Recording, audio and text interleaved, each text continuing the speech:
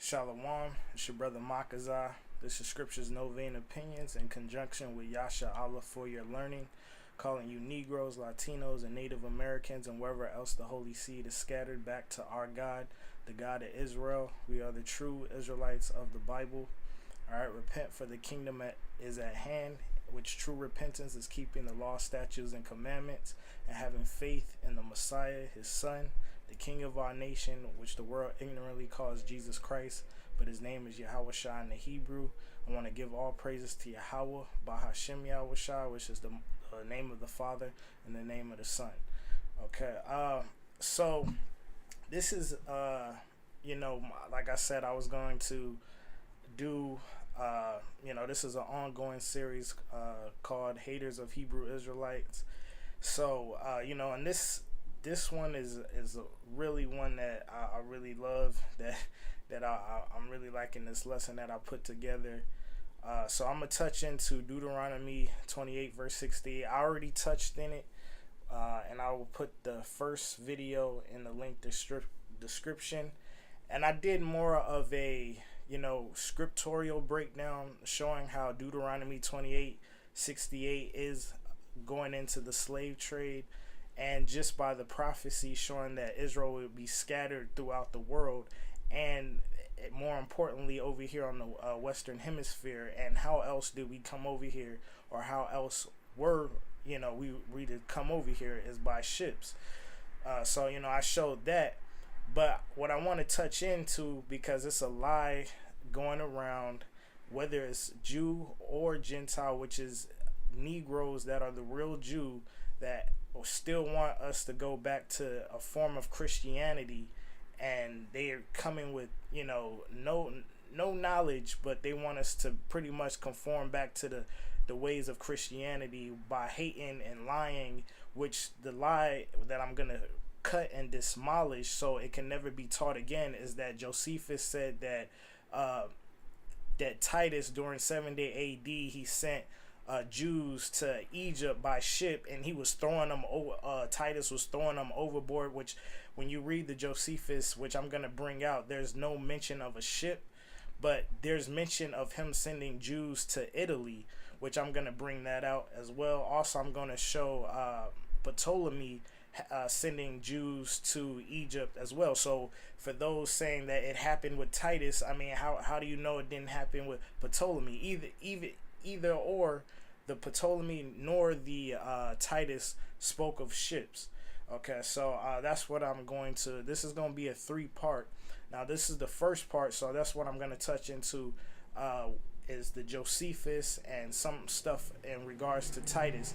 Now, the second part and the third part, I'm going to show.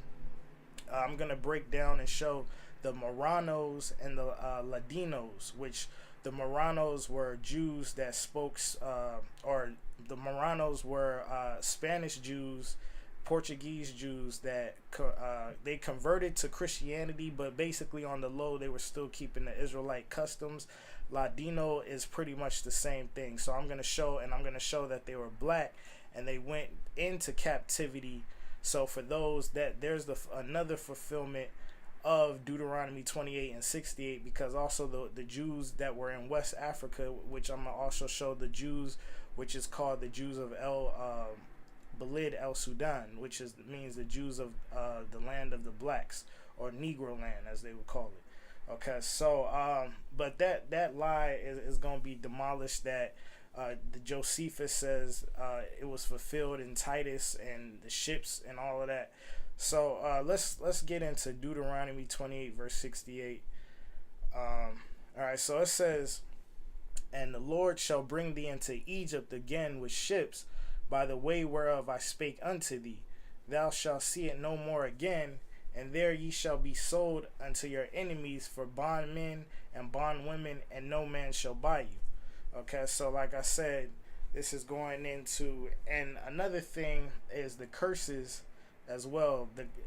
A lot of this stuff that's going on with these lies that are being taught is that the curses are a one-time thing. Like the curse can only be fulfilled here, or the curse could be fulfilled here. Even in Revelation, it tells you, especially Revelation the 21st chapter, when Israel is back on top and the kingdom, because when you read that, it shows the kingdom and the gates of the children of Israel, but it says there will be no more a curse.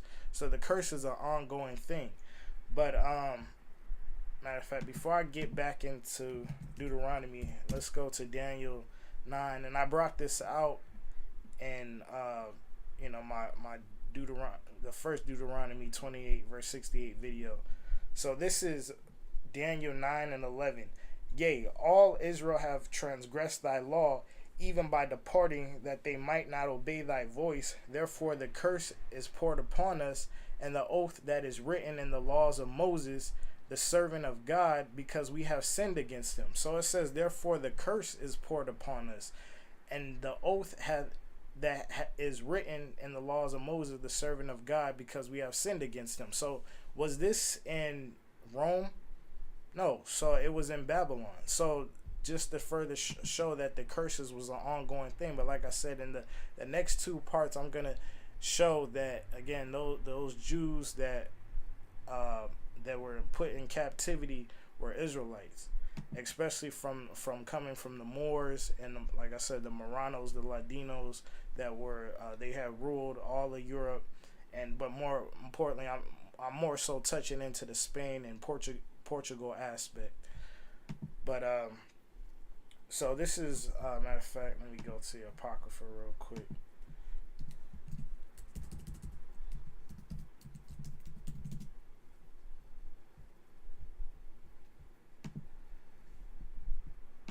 So this is Baruch 1 and 20. Wherefore the evils cleaved unto us, and the curse which the Lord appointed by Moses his servant at the time that he brought our fathers out of the land of Egypt, to give us a land that floweth with milk and honey, like as it is to see this day. Okay, so again, this, and when you read the first verse, tells you it was wrote in Babylon. Alright, so I'm gonna try to speed it up and get to the nitty gritty pretty much. But this is Baruch 3 and 8. Behold, we are yet this day in our captivity. And another thing I want to point out is a lot of stuff that is written is also written for different appointed times. So when you read like Baruch here, behold, we are yet this day in our captivity, it's basically like future talk. I don't know the correct word, but basically that though it was said back then, it can apply to now. Okay, so behold, we are yet this day in our captivity, where thou hast scattered us for a reproach and a curse, and to be subject to payments according to all the iniquities of our fathers, which departed from the Lord our God. Okay, and hear Israel the commandments of life, give ear to understand wisdom. Okay, so again, why we went into captivity was for leaving the law, statutes, and commandments. But yet these men want to say we don't have to keep the laws no more. The laws are done away with. But yet we're still under the curse because we left the commandments and because we left the commandments and the law, statutes, and commandments. So and that's what I'm gonna show also with the Moranos, like you clowns that are coming against us and trying to stick this Christianity back on us, and oh, you black Hebrew Israelites, oh, you teaching false doctrine, or you all this stuff about us. But again, with the Moranos, which were Jews, which were black, which I'm gonna show, they were forced to do Christianity. So and they were still trying to keep the law, statutes, and commandments in the Israelite custom. So again, you're not doing nothing but helping the slave master. All right, you're not coming against us. You're coming against your own nationality. The Most High said He will wake us up in our captivity and bring us back to our nationality. So y'all not doing what the Lord said to do. But I mean, it's not for everyone. The Most High is not dealing with everyone. But I mean, for y'all to keep coming at us, I mean, Like I know brothers have made videos and did things, but yeah, I'm just gonna rip y'all apart, man. But so from there, matter of fact, let's go back to Deuteronomy. Or matter of fact, so we know Deuteronomy 28 and 68. So a lot of people are liking to say that Deuteronomy 28 verse 68 was fulfilled not only with Rome, but you got a lot of people saying it was fulfilled here in Jeremiah 42 and 43. Now let's read. Let's see if there's a ship mentioned. And I'm going to just get to the point. This is Jeremiah 42 and 15. And now therefore hear the word of the Lord, ye remnant of Judah. Thus saith the Lord of hosts, the God of Israel, if ye wholly set your faces to enter into Egypt and go to sojourn there, then it shall come to pass that the sword which ye feared shall overtake you there in the land of Egypt, and the famine whereof ye were afraid shall follow close after you there in Egypt, and there ye shall die. Okay, so yeah, I'm gonna go to y'all. You can read that on your own time, but let's just see how did they go into Egypt by captivity? Were they in captivity by another nation, by the Babylonians? Did they get thrown and put over there, or did they go by their own will? Let's see what the scripture says. Okay, so this is Jeremiah, and I'm going to start at the first verse, 43 and 1. And it came to pass that when Jeremiah had made an end of speaking unto all the people all the words of the Lord their God, for which the Lord their God has sent him to them, even all these words. So again, for those, you can't speak. Oh, those aren't the words of the Lord, or you know, the Most High sent the prophets to speak his word. So that goes hand in hand with Hosea, I believe 10 and 12, or 12 and 10. Okay, so just showing you that the Most High sent the prophets to speak the words. All right, so verse 2, then spake Azariah the son of Hoshea, and Johanna the son of Karan, and all the proud men, saying unto Jeremiah, thou swearest, speakest falsely. The Lord our God hath not sent thee to say, go not into Egypt to sojourn there. But Baruch the son of Neriah sitteth thee on against us, for to deliver us into the hand of the Chaldeans, that they might put us to death and carry us away captive into Babylon. Okay, so Israel is saying, man, nah, that's not what the Most High say. He didn't say all of that. Y'all trying to get us to pretty much go in captivity with the Babylonians. So here's what they did. So Johanna the son of Kariah and all the captains of the forces and all the people obeyed not the voice of the Lord to dwell in the land of Judah. So I mean, where's they went to captivity or anything like that. But here we go. Verse matter of fact, I'm gonna go to verse 7. Get to the point. So they came into the land of Egypt, for they obeyed not the voice of the Lord. Thus came they even to Tarpiphanes. So where's the ship at? I didn't see. And I said I'm gonna have a lot of y'all like this. I'm gonna have a lot of y'all. Well, Josephus, see, listen, you black Hebrew Israelites. See, Josephus, he said that the Jews were sent in Egypt by ships. Well, there's no mention of a ship. Well, in Jeremiah 42, it was fulfilled. It was fulfilled in Jeremiah 42. There's no mention of a ship. Well, Hosea 8 says it. Hosea 8 and 3, there's no ship mentioned there. Damn you, black Hebrew Israelite. Nah, but that's how I'm gonna have a lot of y'all, man, cause y'all liars.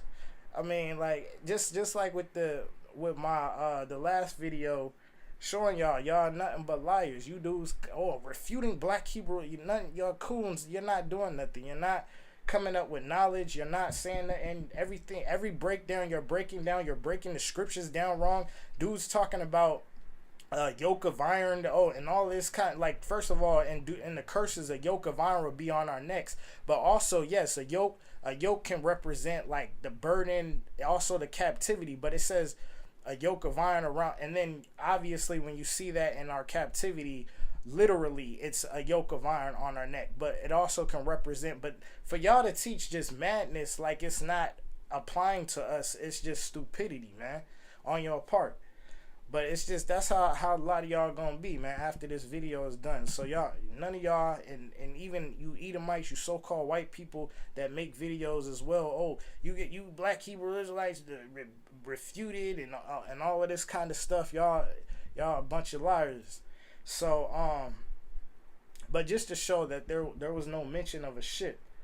Okay, and then also I wanted to add like, for instance, the whole thing with eating our children during the Roman Empire, that can also be found in Baruch, the 2nd chapter, verses 1 through 4, Jeremiah 19 and verse 9, also 2 Kings 2:24 through 30, and then also the siege, because people thinking the word siege is automatically, oh, the Roman Empire. No, that was happening during the time of Babylon. 2nd Chronicles 32 9 through 10, back to 2 Kings 6:24 through 30, and then also Deuteronomy 28 verse 68, as I brought out in the last video, is not talking about the literal land of Egypt, because you have scriptures and future prophecies like Jeremiah 23 5 through 8, Isaiah 11 through 12. I was gonna read all these, but I'm gonna get to the history, but. And also Matthew 24 31, all right, showing you that the Lord is going to gather us from one end of the earth to the other. Okay, so let's go into the Josephus. All right, so this is book 6, and I'm going down to chapter 9. Okay, so chapter 9, and it's verse. So I believe it's verse 3.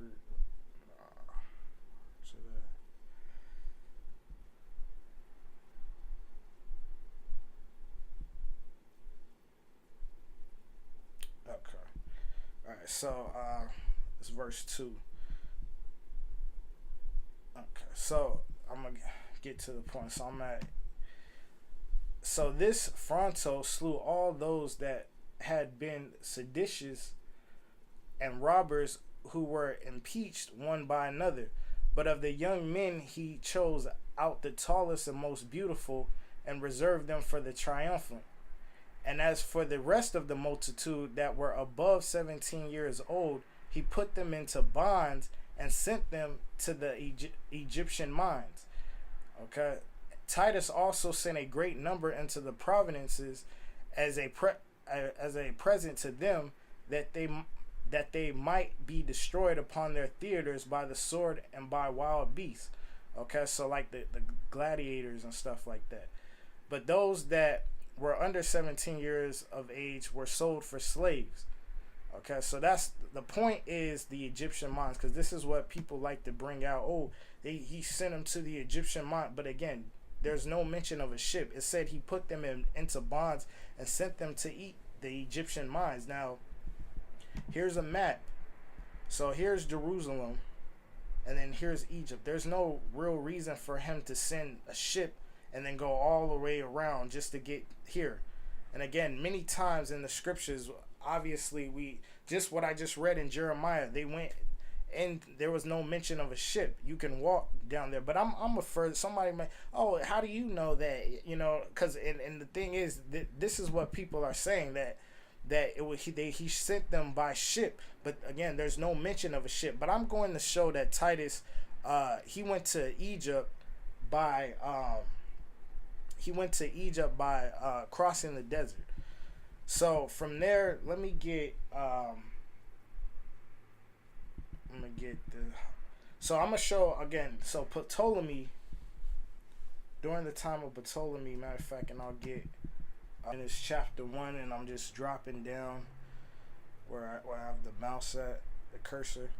So but when Ptolemy had taken a great many captives, both from the mountainous parts of Judea and from the places about Jerusalem and Samaria and the places near Mount Gerizim, he led them all into Egypt and settled them there.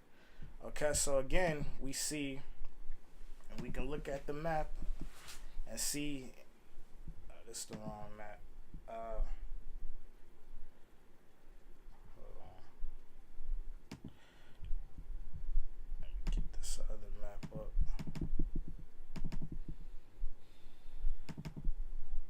Okay, so as we can see again, that here's Jerusalem and here's Egypt. There's no real reason to take a ship to here. So just showing with the Titus thing and with the Ptolemy, which the Ptolemy, that was before. Now this is the book is called Jews and Judaism in African History by Richard Hull. So this is page 17. I'm gonna get to the point again. Soter, this is Ptolemy Soter, okay, established where my cursor is. That's where I'm starting at. Soter established the Greek Ptolemaic dynasty, which would rule over Egypt until 30 BCE, when Rome annexed Egypt to its own empire. There was a huge influx of Jews into Egypt during the reign of Ptolemy the First Soter, who is reported to have brought back 100,000 prisoners of war after his conquest of Palestine in the early 300s. Okay, many became slaves of his soldiers. All right, so just going back to what was just read in Josephus. So how come no one says that it was fulfilled here? How? And that's just showing all of a sudden it's fulfilled in Titus, but then it's not fulfilled there. So the Jews that were being brought to Egypt, since y'all want to say that it was a ship, which I just showed that there was no mention of a ship, but since y'all want to read that and say there's ships and he sent them by ship, then how come y'all don't say that Soter did the same thing, but there's no mention of a ship? Okay, so from there I'm gonna go to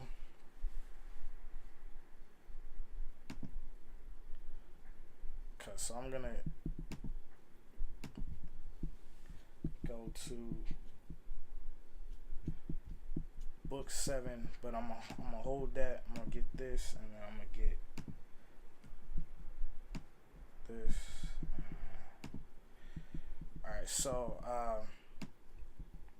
so this is Jewish Slaves and the Roman Economy by Rita Bay.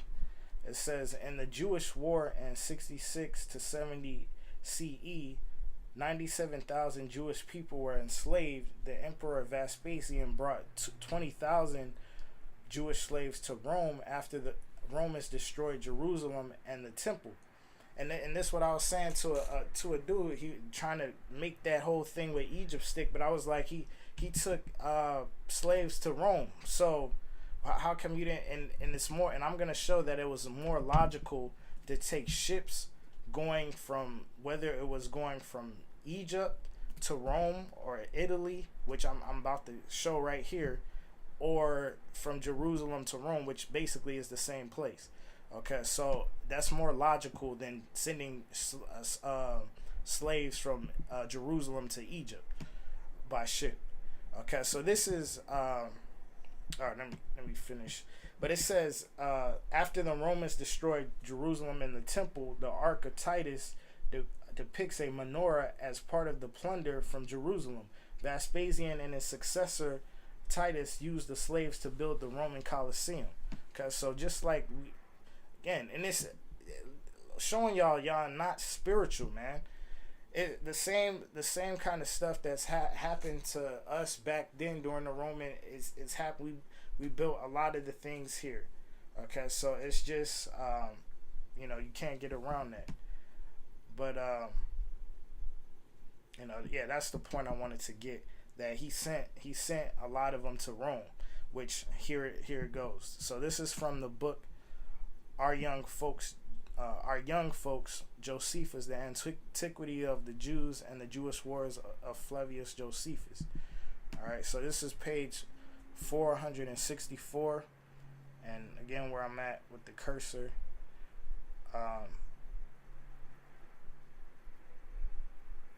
So Titus now made haste towards Egypt and crossing the desert with great speed. So crossing the desert, and didn't say nothing about he crossed the sea. He soon reached Alexandria. So bringing back this, so crossing the desert, because when you read, because I'm just getting to the point, but when you read the paragraph before, it tells you here, on his way thither, Titus passed by Jerusalem, okay, and as he surveyed the ruins, he could not help thinking of the beautiful city that had formerly stood there, okay. But back down here, so it says, crossing the desert with great speed, he soon reached Alexandria. Here he dismissed his 2 legions and set sail for Italy. Okay, so we know that Italy is obviously over here. So he's in Alexandria, and as you see, Italy. So it says he set sail. So he would most likely be crossing over here. But there's something that is a straight dagger.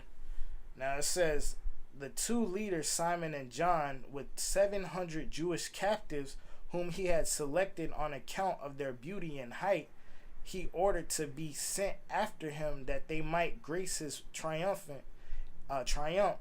in Rome.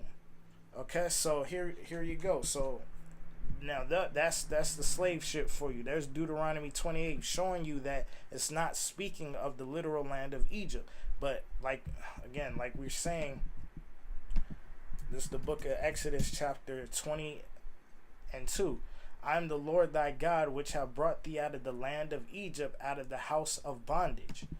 Okay, so slavery, bondage. That's what Egypt represents, slave, servant, as you can see. So that's what Egypt means to us. Okay, is slavery and bondage.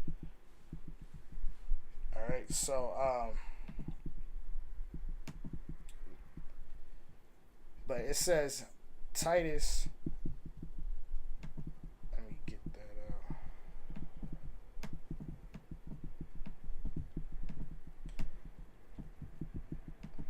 All right, so it says Titus enjoyed a safe and speedy voyage and received a warm welcome in Rome. His father and his younger brother Domitian, who had lately returned to Rome after quelling at revolt among the Germans, came out to meet him. So it says Titus enjoyed a safe and speedy voyage. Again, voyage, another, for sailing, that all goes in together, and received a warm welcome in Rome. Okay, so just to show that he had sent slaves to Italy, Rome. I just brought out the other article showing that this article, that there were a lot of Jews went over there into Rome. All right, so from there, let's get, and also I wanted to add, because you had a lot of Israelites already living there. That's the stuff that people act like there wasn't any Jews and they weren't living there, but you already had them living there. All right, like Second Maccabees 1:1, you had Acts 2. 5 and then 9 to 10, and then also Acts 18:1, showing you that we were also living in Rome, Italy. Obviously, Paul was a Roman citizen. Okay, all right. So so let's get something else. Here we go. So, all right. So this book is the Encyclopedia of the Jewish Diaspora. Okay, by Mark Erklish, and this is on page 453. So also showing that he sent Jews to Carthage. So my thing also is, here it is, all these Jews are going, and I'm going to show at the end how we know that they're black from the Romans, from, the Greeks, so on and so forth. But it's just showing you, here are these Jews going into North Africa, Egypt, obviously, and where did they just disappear to? Now all of a sudden they're white Jews, they're the people in the land now. That you guys, because it's obvious what y'all believe. If we're Hamites and we're not the Jews, and all of this, who are the real Jews then? But just I'm gonna show you, they went more into Western Africa, and then from there the slave trade. All right, but just to show, yeah, what happened to all these Jews. So yeah, y'all want to talk? Oh, they went into Egypt. They went by slave, which I already just smashed that. But yeah, where did they go from there? How did they become white? Just like the Gamil Nassar said, y'all left here black, and then y'all come back white. All right, so but this is migrations of Jews into West Africa. I'm just getting to the point. The communities where the cursor is, these communities were augmented by subsequent arrivals of Jews after the destruction of the second Jerusalem temple in 70 CE, when 30,000 Jewish slaves were settled throughout Carthage by the Roman Emperor Titus. Okay, so, and then we look here again. Here's Carthage. So, I mean, it's more logical from Jerusalem to take a ship to Carthage, because if you're gonna take a ship, Alexandria over here to Italy, same thing. Carthage all the way over here. They could have traveled through the desert, but again, if y'all gonna try to make that stick, it's more logical for ships, because it says he took ships from Alexandria to Italy, and then he's over here in Jerusalem sending slaves to Carthage. So, all right, so it's more logical when you're looking at it like that. All right, so let's further show.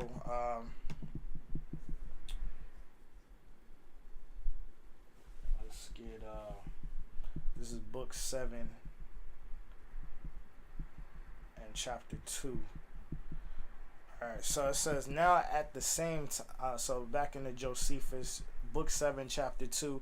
Now at the same time that Titus Caesar lay at the siege of Jerusalem, did Vespasian go on board a merchant ship and sailed from Alexandria to Rhodes. So here is Alexandria, and then Rhodes is in the area of, I believe, Greece. But just looking at this map, we see here's Alexandria, and then here is Rhodes. So but my thing is, you notice how those different places that I just read where Titus went to Rome and Italy, it's saying those keywords. He sailed, ship, but no mention of a ship. Oh, he sent them by ship, or he came from Jerusalem by ship to Egypt. So again, showing y'all are liars, man. Saying that he sent Jews by ship and was throwing them overboard. The Josephus. If you have some evidence outside that shows that, then show it. But when you're saying that it was Josephus that said it, then I mean it's just making y'all look bad, man. Y'all looking real bad right now. But it says, and sailed from Alexandria to Rhodes. Okay, and whence he sailed away in ships with 3 rows of oars, and as he touched at several cities that laid in his road, he was joyfully received by them all, and so passed over from Ionia into Greece. Okay, because we know like I said, Rhodes is in Greece. All right, so just to show that Vespasian sailed that way. Okay, so artifacts. So let's get these. Alright, so that's pretty much what I wanted to show. This is, like I said, this is part 1. Let me get this. This is from the AfricanHolocaust.net. And the book is called Ella Hughley's The Truth About the Black Biblical Hebrew Israelites. All right, but she quotes the noted Jewish historian Josephus from his book The Great Roman Jewish War 66 to 70, where he writes about the Jewish dispersion and captivity. General Vespasian and his son Caesar Titus fought against the Jews. Millions of Jews fled into Africa, among other places, fleeing from Roman persecution and starvation during the siege. Okay, so we see that, but and just show that Titus sent them to Carthage as well as to Egypt, and like I said, I'm gonna show in the next 2 volumes, or the next part actually, with the Jews in Spain and Portugal, and then also the Jews of Balad el Sudan. All right, so let's see if I had anything else. Slovakia. Okay, so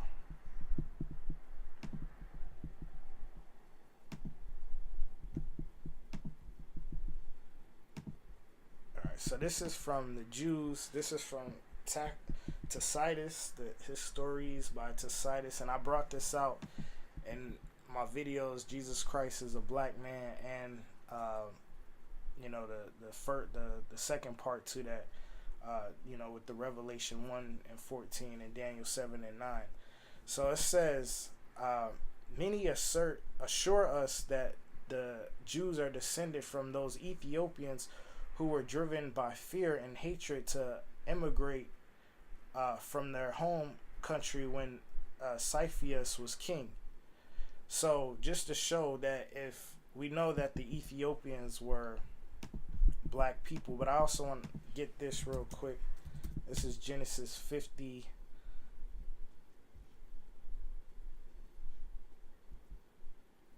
Let me see. 50.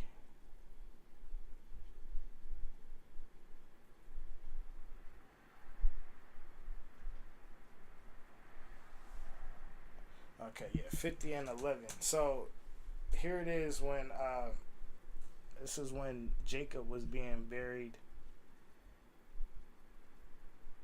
All right, so this is when Jacob was being buried, and see what the Canaanites say in verse 11. And it says, and when the inhabitants of the land, the Canaanites, saw the mourning in the floor of Atad, they said, this is a grievous mourning to the Egyptians, wherefore the name of it was called Abel Mazarium, which is beyond Jordan.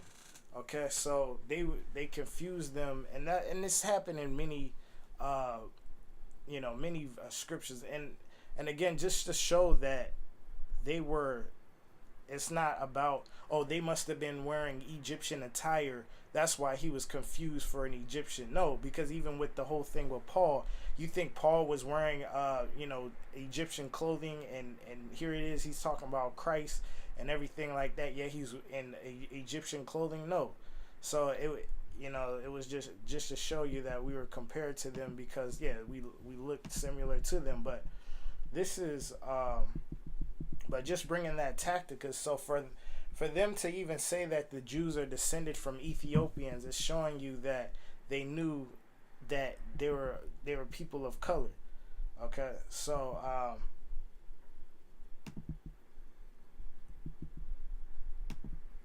okay, here it is. So this is in back to the works of Josephus, page 479. So it says, in Egypt, therefore, this nation is powerful because the Jews were originally Egyptians, and because the land wherein they inhabit, since they went thence, is near to Egypt. So it's near to Egypt. So that just to also show, again, it's close. So it's no need of a ship to go there. They also removed into Cyrene, which is in North Africa, because this land adjoined to the government of Egypt, as well as does Judea, or rather was formerly under the same government. And this is what Strabo says, which is a Greek. He was a Greek. Let's just get that real quick, just to show who he was. So yes, he was a geographer, philosopher, and a historian. All right, so and let's also see where Cyrene is, which is Libya. All right, so so we know that's in Africa as well, as you can see. All right, so we got Cyrene again. So here it is, Jews going all throughout Africa, but yet none of them stayed in Africa. And yeah, like I'm saying, where did they all go? So none of them. You can't think that none of them ever would have got put on a slave ship and came over to the Americas. You know what I'm saying? So, But the point is that the Jews were originally Egyptians. Now we know it's not because they're Hamites, because we became a nation in Egypt, and also, like I said, we were living. A lot of times, like you had the Elephantine, you had a lot of Jews. If you look at the Elephantine papyrus, shows you that there was Jews in Egypt living, and they were trying to, I believe that they were trying to keep the Passover, so they were sending letters to Jerusalem. But just to show, we are always living in Egypt. So that's why it's saying Jews were originally Egyptians, because again, we were living there, we're familiar with the area, so on and so forth. But again, we were compared to Egyptians as well. All right, so that's another cut just to show for those thinking, oh yeah, where does it say that yeah, they were black or anything like that? So where yeah, you know, so let me see if there's anything else I wanted to touch into. Alright, so alright, so yeah, so that was pretty much it. So this is part one. You know, so I showed, you know, without a doubt that the Josephus does not say anything about ships. And I also showed Titus's voyages from Egypt back to Rome, and he brought slaves with him. So there's your Deuteronomy 28 verse 68. It wasn't fulfillment in Egypt, it was fulfillment elsewhere, showing you that Egypt is not talking about the literal land of Egypt. If you're wanting to go by ships, maybe if y'all stop saying that ship thing and say, oh, we were just supposed to go to slavery in Egypt, then maybe you'll have something. But just when y'all saying it's by ships and all of that, and then you see on a map where there's no really need of a ship, but what cuts it, showing you that Titus, it says he took the desert to Egypt. Okay, so you know that's just, you know, this is just the start of this demolishing. So the next part, you know, I'm gonna go into the Moranos, the Jews in Spain and Portugal, and just show how they were shipped to San Tome and then shipped to the Americas. So for anyone still talking about we Hamites and all of this kind of stuff, then you know, that I'm gonna shut all that down the next you know, part. So yeah, till then, Shalawam.